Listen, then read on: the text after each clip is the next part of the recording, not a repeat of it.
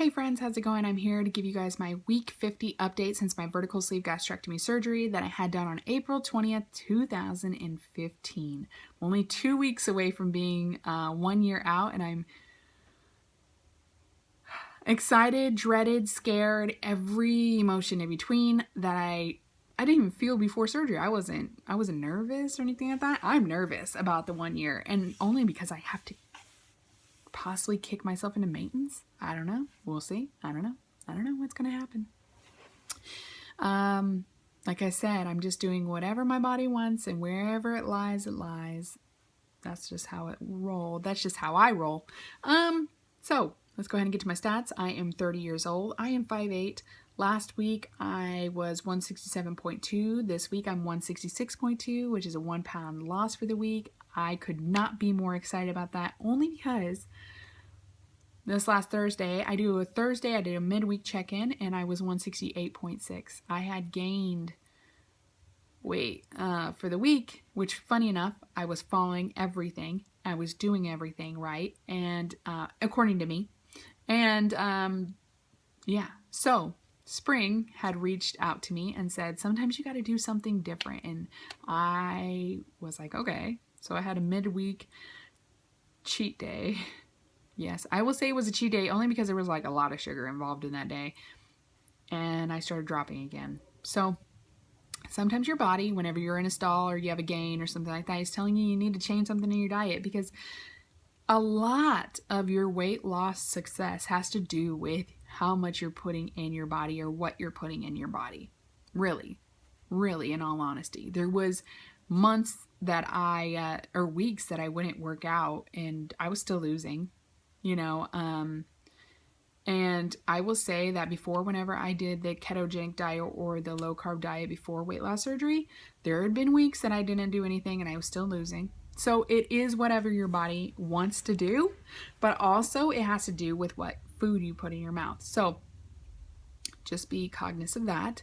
Also, another thing that I want to talk about is my bestie's getting surgery in a week. I'm so excited. I leave next Sunday to head to Vegas and to pretty much meet up with her, and then we're going to head out on that Monday, and we're headed to Mexico, baby. We go get this surgery. I'm so excited.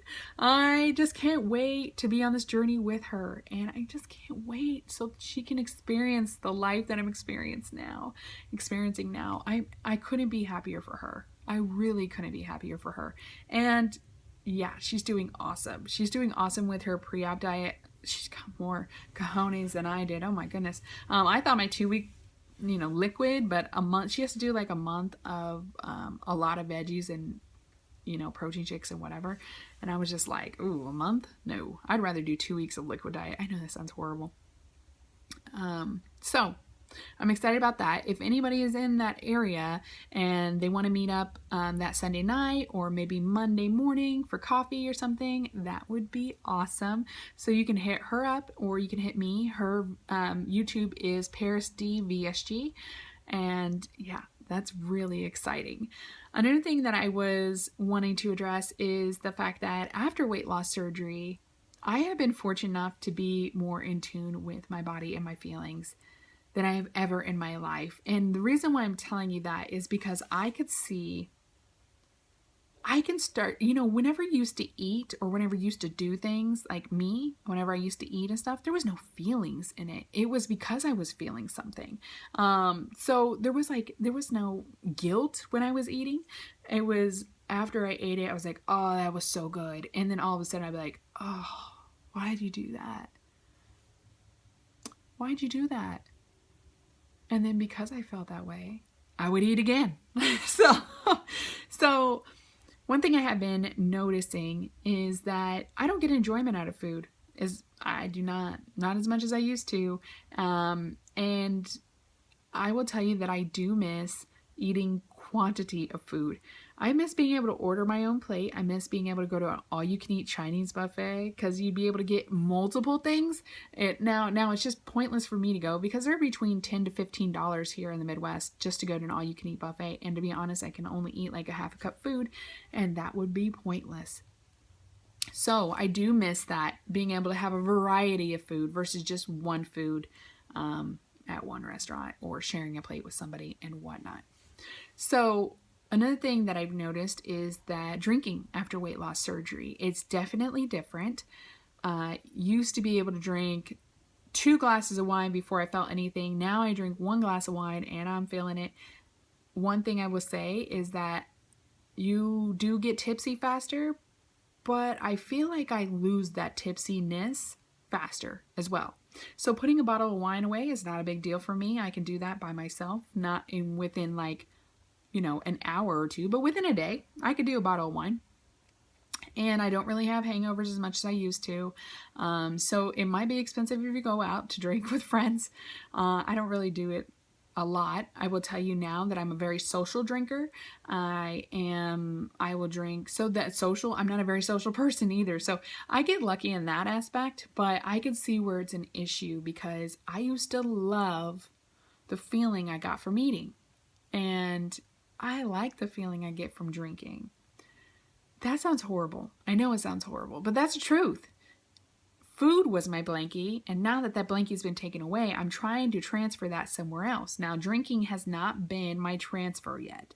Maybe shopping has been my transfer. I do enjoy shopping now, but drinking has not been one of those issues for me. I know in the weight loss surgery community, it has been an issue for a lot of people. There's people out there that will catch themselves drinking a glass of wine a night or drinking at every social event, and they're a very social person, so 2 to 3 times a week. I drink maybe once every other week. So twice a month. I don't really drink that often. And that has not been my transfer addiction, but I want everybody to know out there that pre-op, post-op, it can become an issue. So please be careful.